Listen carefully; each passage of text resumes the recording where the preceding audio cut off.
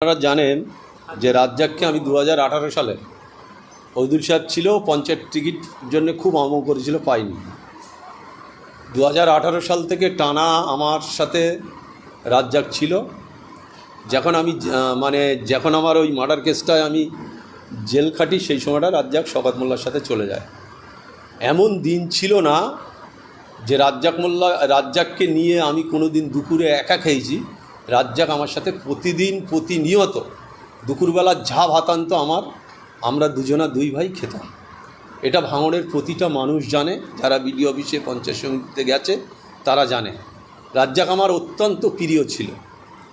আজকে আমার সবথেকে বেদনা, সবথেকে দুঃখ, আমি কাল রাত থেকে কেঁদেছি যে রাজ্জাক।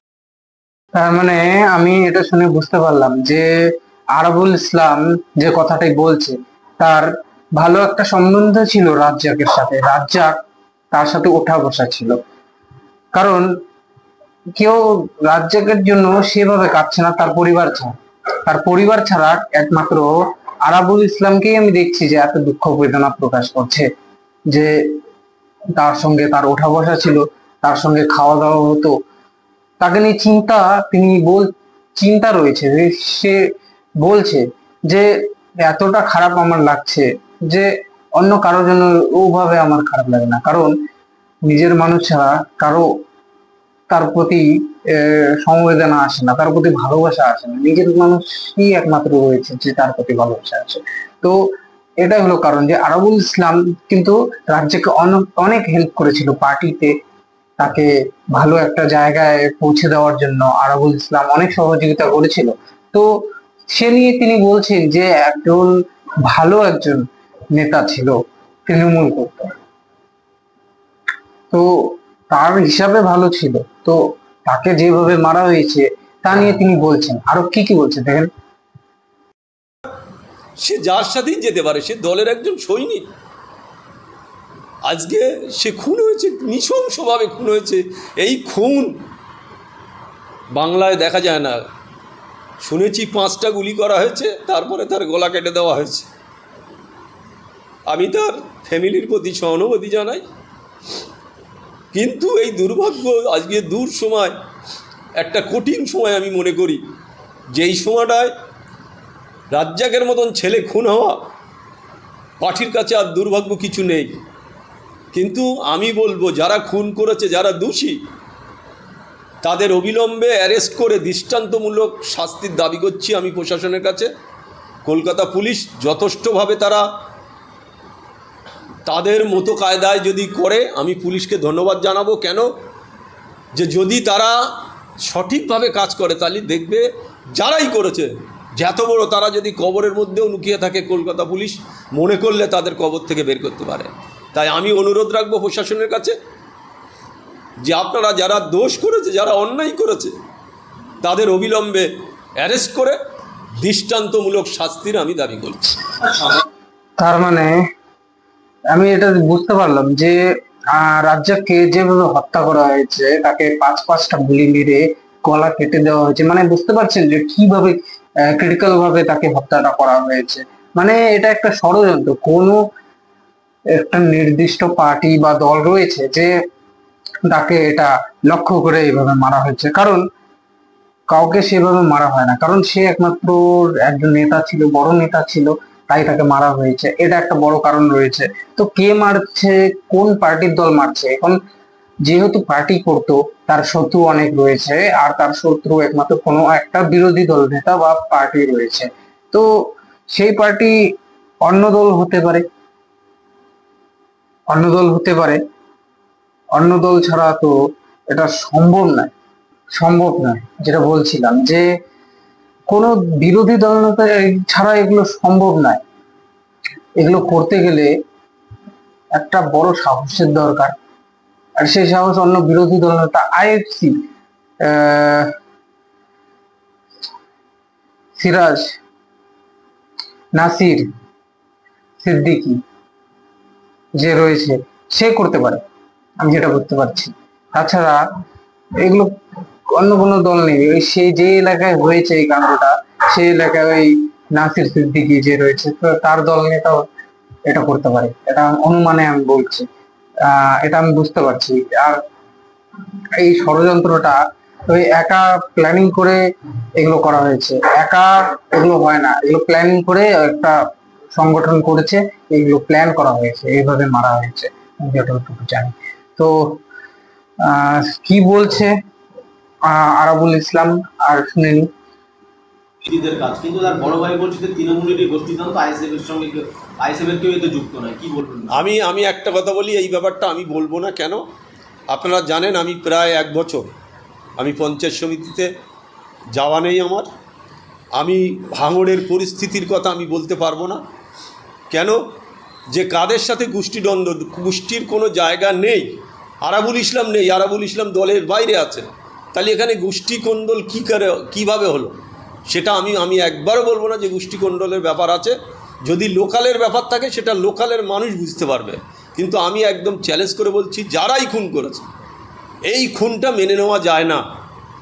নৃশংসভাবে খুন, শুধু নৃশংস বললে ভুল হবে। মানে গুলি করার পরে আমি যেটা শুনেছি যে বাইকে তাকে নামানো হয়েছে, নামিয়ে পরপর 5টা গুলি করা হয়েছে। তারপরেও তারা সন্দেহ করেছে যে যদি বেঁচে যায় রাজ্জাকের শরীর মোটাসোটা, তারপরে তার গলা পর্যন্ত কেটে দেওয়া হয়েছে। এই খুনটা কি আপনারা মিডিয়ার লোক বলুন মেনে নেওয়া যায়? যেটা আমি বুঝতে পারলাম, বলছে তাকে একবার মারা হয়নি, বারবার মারা হয়েছে। কেন? সে মোটা সোটা, যদি বেঁচে যায় ভুল করে, যে মারছে তার মুখ দেখে ফেলেছে, হয়তো হতেই পারে।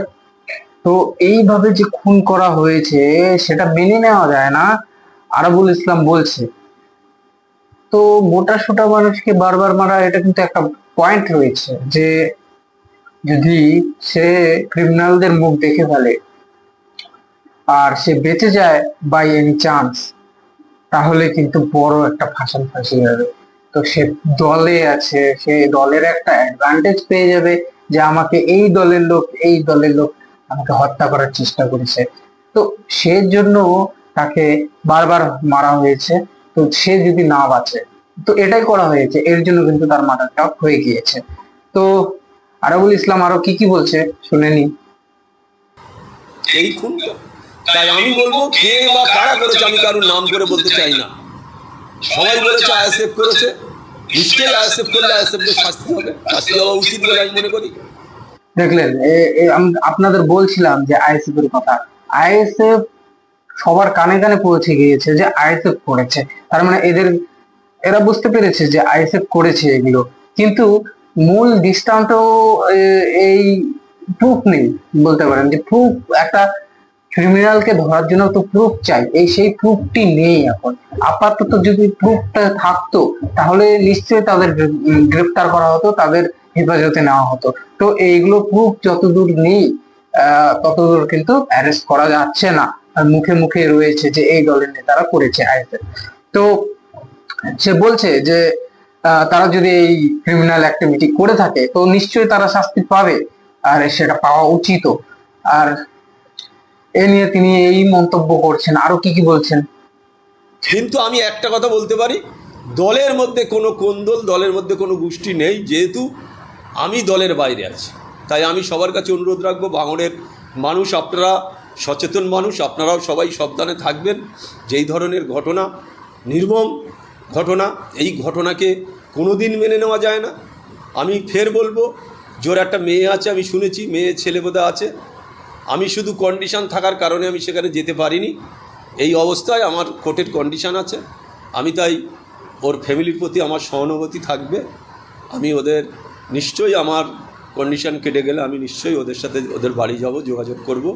যে এই ধরনের একটা রাজ্জাকের মতন ছেলে চলে যাওয়া মানে দলের ক্ষতি। আমি শুনেছি তাকে দলের নাকি অঞ্চলের দায়িত্ব দেওয়া হয়েছিল। যাই হোক, যেভাবেই হোক সে খুন হয়েছে, তার আত্মার শান্তি কামনা করি। আমি তার ফ্যামিলির প্রতি আমার সহানুভূতির সাথে। আপনার একজন একসময়ের সাথী সঙ্গী, আপনি এর মধ্যে আরাবুল ইসলাম বলছে যে অঞ্চলের যেভাবে দায়িত্ব দেওয়া হয়েছিল রাজ্জাকের মতো একটা ছেলে, তো দলের ক্ষতি, দলের একজন খুব ভালো একজন নেতা ছিল। তো এগুলো আমি কিন্তু এর মধ্যে একটা আলাদা লজিক পাচ্ছি যে তৃণমূল নেতারা, তার দলের লোকরা মারা গিয়েছে, তো এ নিয়ে কিন্তু তারা একটা পাবলিসিটি করছে না তো, আমার কিন্তু এগুলো মনে হচ্ছে। কারণ পাবলিসিটি কেন বলছি, কারণ এটা একটা মর্মান্তিক ঘটনা। কারণ এটা বোঝাতে চাইছে মানুষদের যে দেখেন অন্য দলের উপরে যেভাবে টিএমসিরা নির্যাতন করেছে, সেগুলো খুব শুধু হাইলাইট হয়ে আসছে এই পশ্চিমবঙ্গের মধ্যে। আমাদের দলের টিএমসি মানে টিএমসি দলের কখনো ভালো ইমেজ মানুষের কাছে আসেনি, সবসময় খারাপ ইমেজই মানুষের চোখে ভেসে আসছে। তো মানুষ কিন্তু টিএমসি কে যেভাবে নিচু করছে, যেভাবে নিচু হয়ে আসছে, সেটা এই টিএমসিরা বুঝে গিয়েছে। কিন্তু এখন যেহেতু রাজ্জাকের মতো একজন টিএমসি লিডার কে মারা হয়েছে, আইএসএফ যে কথাগুলো ভেসে আসছে মানুষের কানে, তো এটা একটা সেন্টিমেন্ট একটা পেয়ে গিয়েছে যে মানুষকে একটা বোঝানোর যে দেখেন এই টিএমসি দলের নেতাদের এইভাবে মারা হচ্ছে, তার মানে অন্য দলের নেতারা ক্ষতি করছে। তো অন্য দলের নেতারা এরকম মেরে ফেলছে, তো আপনারা সুরক্ষিত নেই। এগুলো কিন্তু একটা সেন্টিমেন্ট তৈরি করছে মানুষের মস্তিষ্কে। আমি যেটা মনে করছি, এটা পুরোপুরি সঠিক তথ্য নয়, আমার যেগুলো ব্যক্তিগত মতামত রয়েছে আমি আপনাদের বলছি যে আমার এগুলো মনে হচ্ছে যে তারা একটা সেন্টিমেন্ট তৈরি করতে চাচ্ছে মানুষের কাছে যে দেখেন অন্য অন্য দলের নেতারা এরকম খারাপ কাজ করতে পারে। তো টিএমসি যেভাবে কথাগুলো আসে সেগুলো সঠিক না, আমি যতটুকু বুঝতে পারছি। তো তিনি আরো কি কি বলছেন শুনেনি। একসঙ্গে খেয়েছেন দুপুরবেলা প্রতিটা দিন, তাকেই নির্মমভাবে এখন হতে হলো। কলকাতা পুলিশ এখানে মজুদ রয়েছে, আগে বেঙ্গল পুলিশ ছিল, এখন কলকাতা পুলিশ, তারপরে এই ঘটনা। না, এখানে একটা ব্যাপার হচ্ছে, এক্ষুনি আমি একটা জিনিস জানি যে কলকাতা পুলিশ এরিয়াটা অনেক বড়। যেমন বিজয়গঞ্জ থানা আছে, সে তো কাশীপুর জুডিডিকশনের মধ্যে দেখছে, কাশীপুর থানাই দেখছে। যেমন হাতিশালা থানা, পোলেরহাট থানা, এই থানাগুলো কমপ্লিট হলে আমার মনে হয় আগামী দিনে কলকাতা পুলিশের কাজ করতে সুবিধা হবে। এটা অবশ্যই কালকে আমি শুনেছি যে সিপিও নিজে এসেছিল।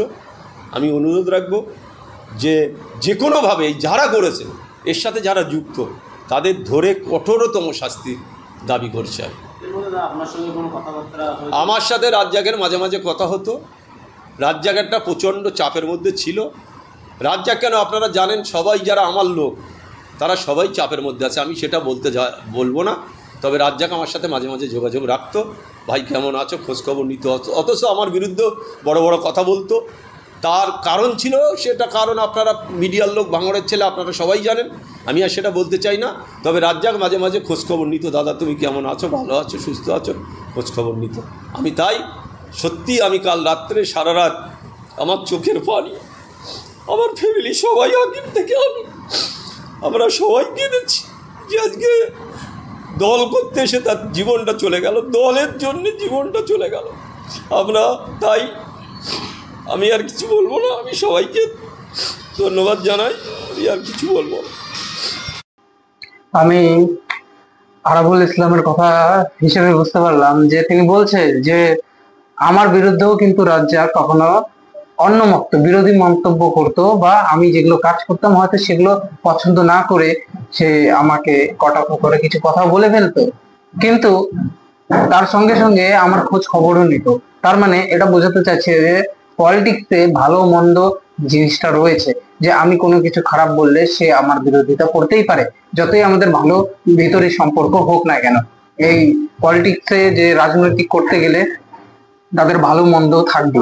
তাকে খারাপ কিছু যদি করে থাকে সেই নিয়ে প্রোটেস্ট করে তা নিয়ে বলতে হবে মানুষদের যে আপনি এই কাজটা খারাপ করছেন। এই দলের মধ্যে একটা মতভেদ রয়েছে, কিন্তু তিনি এর সঙ্গে সঙ্গে এটাও বলছে যে আমাদের মধ্যে কিন্তু ভালো একটা বন্ডিং ছিল, তার পরিবারকে আমি আমার পরিবার মনে করতাম।